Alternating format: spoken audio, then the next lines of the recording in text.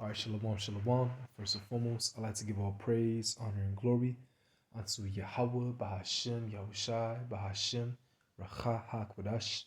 Double honors to my other apostles, a great millstone, and peace and salutation to the hopeful members of the elect, the Bacharim, the house of David, that's been preordained, predestined to get delivered in these lasting times, and to be the ruling governing body of the nation of Yashallah. So I want to get into a lesson. I know I'm kind of late on this with Bishop Nathaniel breaking down the scriptures wrong yet again and going totally off. All right, saying how 1,000 years Esau is going to come back when we're ruling the kingdom. By the way, after 1,000 years, you know he's gonna somehow rebel and go to war, and it's just totally off. All right, that's not what that's talking about, because when the Lord returns, he's going to establish the kingdom.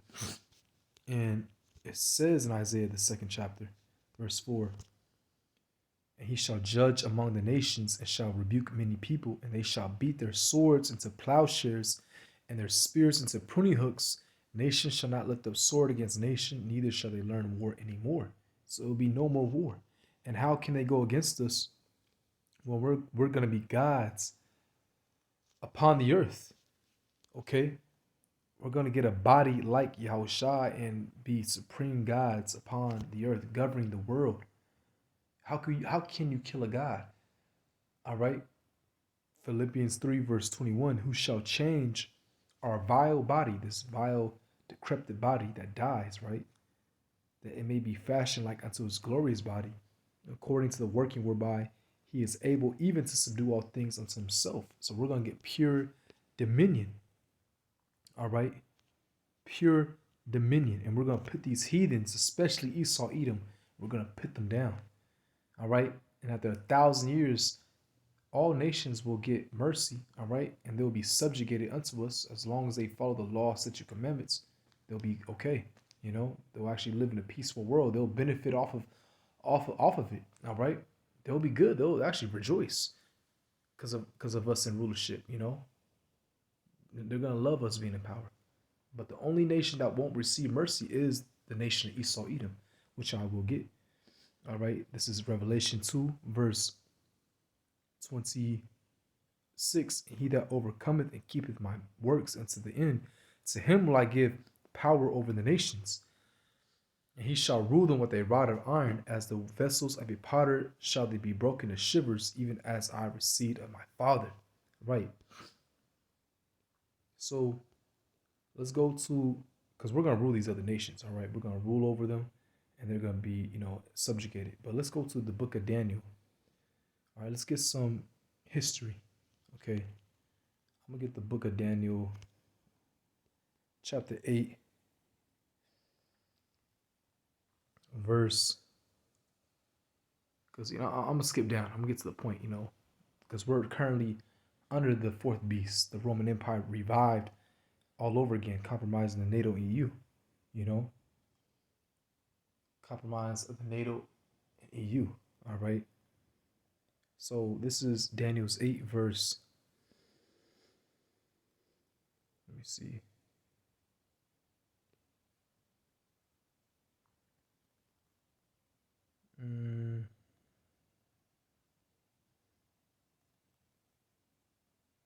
Actually, not Daniel's 8. I'll go to Daniel's let me see.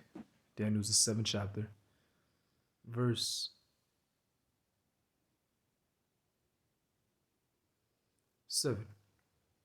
All right, then now this is after the Greek Empire, which was Esau Edom's empire, all right, when he was ruling. Okay. But then the Roman Empire came in, a whole nother new system. All right, Esau Edom. Okay. Now it says, and it's, kind of ironic how Esau wants to have a whole nother new system, all right, which he wants to establish that ship, but it's not going to come in fruition, all right, because it says in the book of Job, the 5th chapter, verse 12, how the Lord's going to destroy this man's enterprise, okay. But it says, after this I saw in the night visions, and behold, a fourth beast, dreadful and terrible and strong exceedingly, It had great iron teeth. Now that's going into the Roman Empire.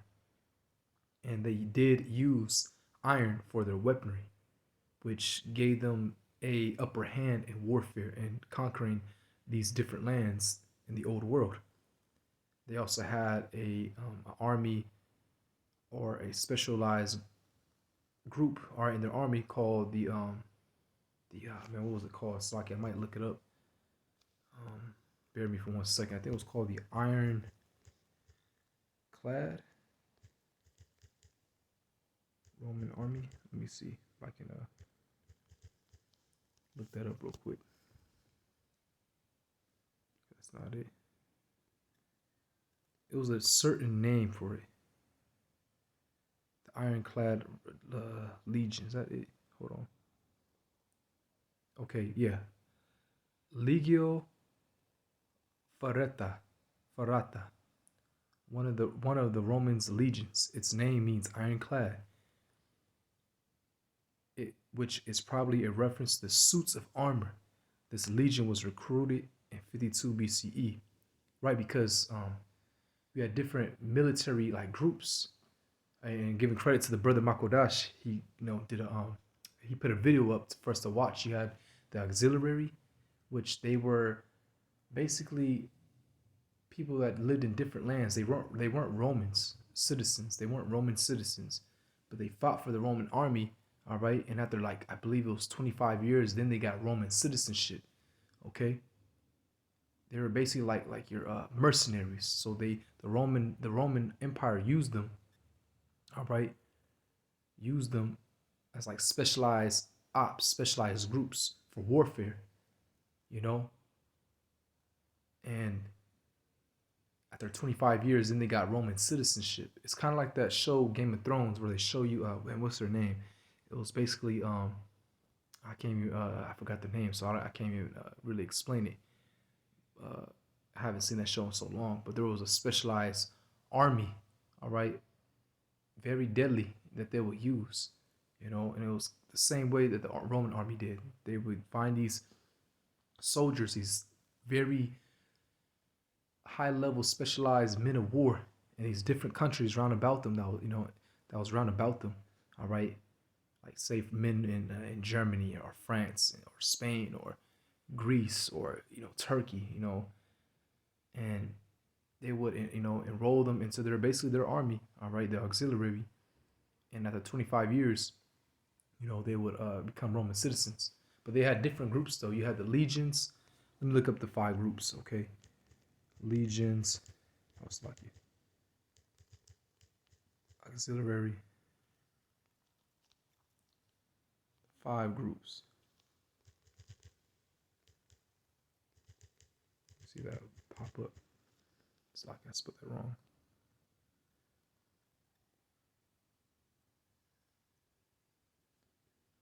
I don't want to spend too much time on this. But yeah, the auxiliary, the legions. You had a different group. Let me just see if I can find this real quick. All right, because the brother put it up. And, bear with me for 1 second. Let me just see if I can find this. Okay, I found it. So this is it from this channel, Epimethus. All right, which I like this channel. It goes into a lot of history. Now it says, why was the Roman auxilia so effective? Roman auxiliary infantry. So he'll explain it real quick. Back to the glory days.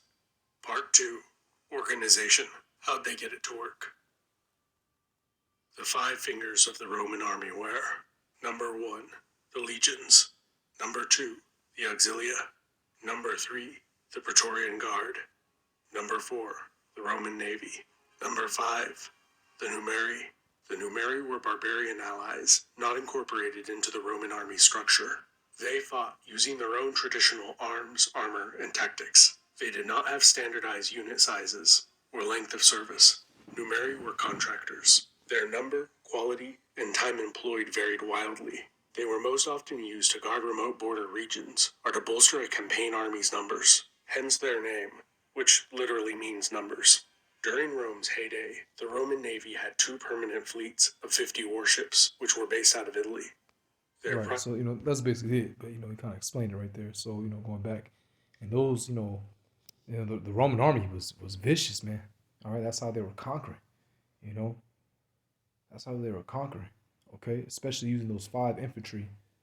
All right,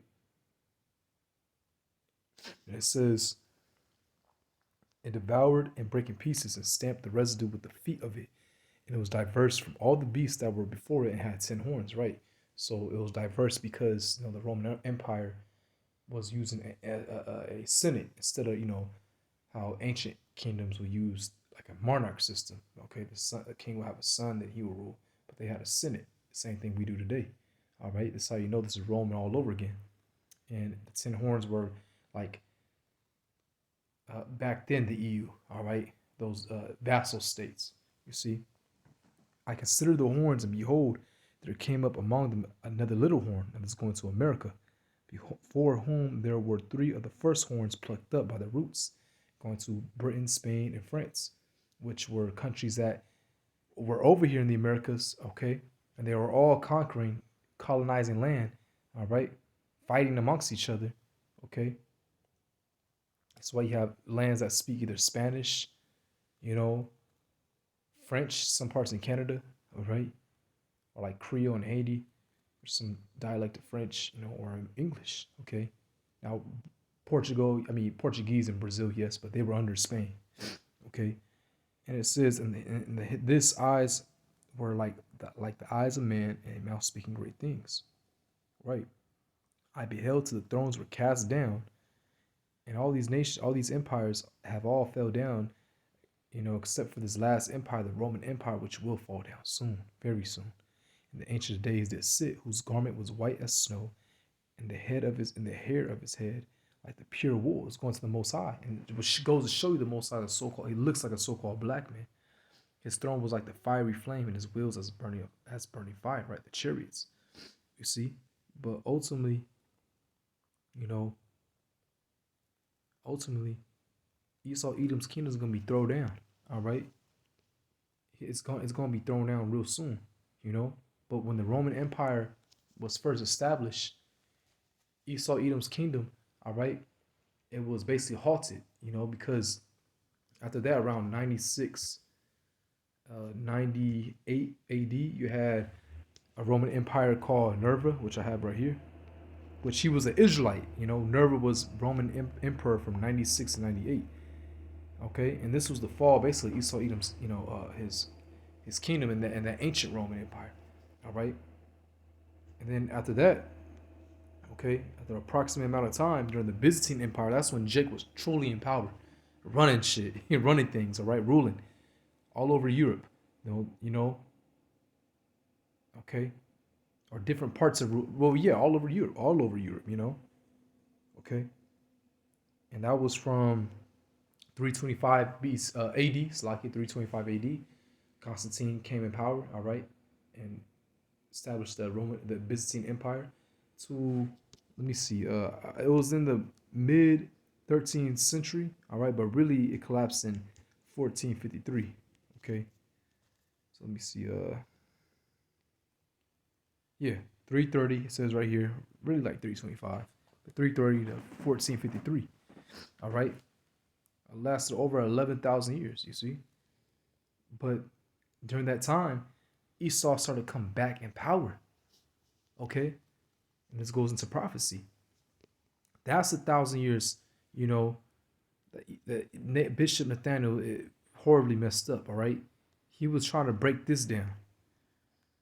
Revelation 20 verse 1, and I saw an angel come down from heaven, because again, going to that 1,000 year period, all right, when we were ruling, Esau started to come back during the Renaissance era, which was from the late 1300s, all right, and really started to boom around the 1600s, okay? And Esau was doing what? Coming over here conquering, all right? Came over here in the late 1400s, 1492, around that time, came to the land of the Americas, and after that he started to conquer, put our people in slavery, all right?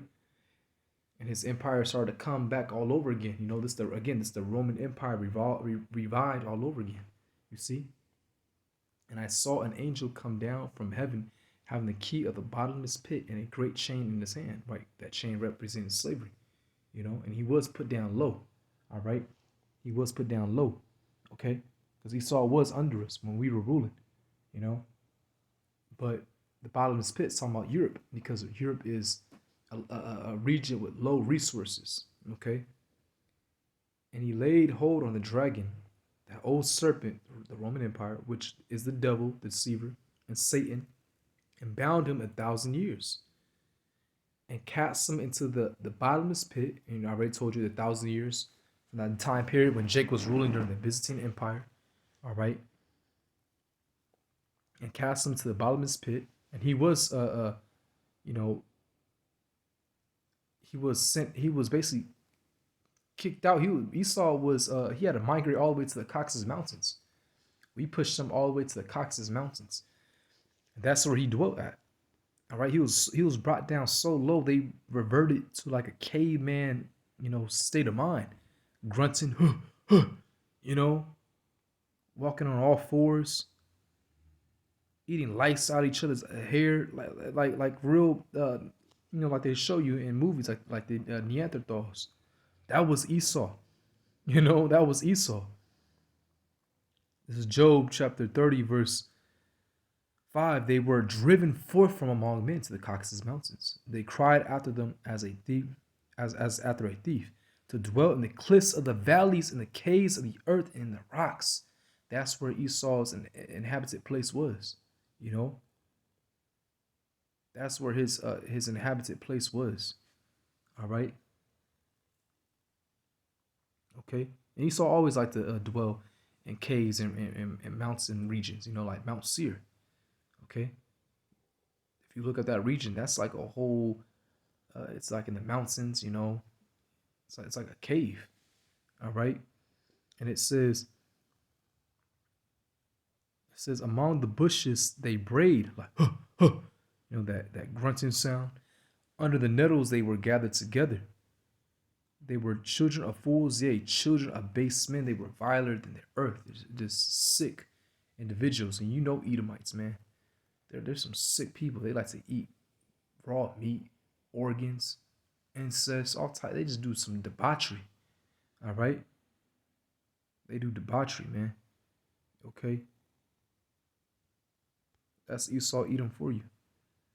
Verse 4, actually, let's go down. It says, who cut up mallows by the waist and juniper root for their meat, right? And that's what really kept them sustained. That juniper root has a lot of nutrients, all right? That's what kept their ass sustained, But that's what sustained them. But yeah. So after 1,000 years, all right, after the Byzantine Empire fell, all right, around the late 1300s, okay, when the Byzantine Empire was, basically on that decline gradually, that's when Esau started to slowly work his way up and come back into power. And then the Renaissance, that's when he took over, all right?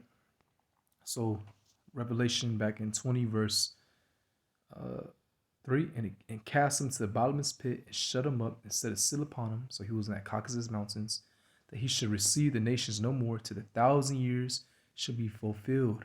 And after that, he must be loose a little season. This is the season where he's been loose.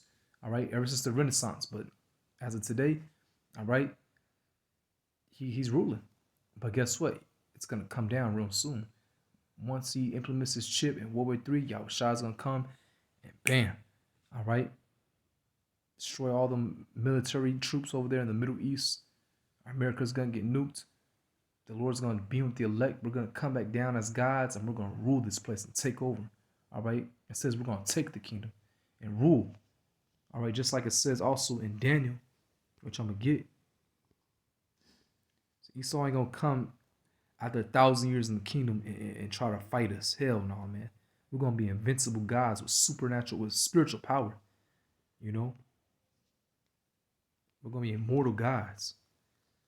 Daniel 7 verse 27, and it reads, actually verse 26, but the judgment shall sit, and they shall take away his dominion, talking about Esau, Edom, to consume and to destroy it unto the end. This kingdom is going to be consumed and destroyed, And the kingdom and dominion and the greatness of the kingdom under the whole heaven shall be given to the people of the saints of the Most High, the Israelites, starting with the Lord's elects, whose kingdom is an everlasting kingdom, and all dominions shall serve and obey him.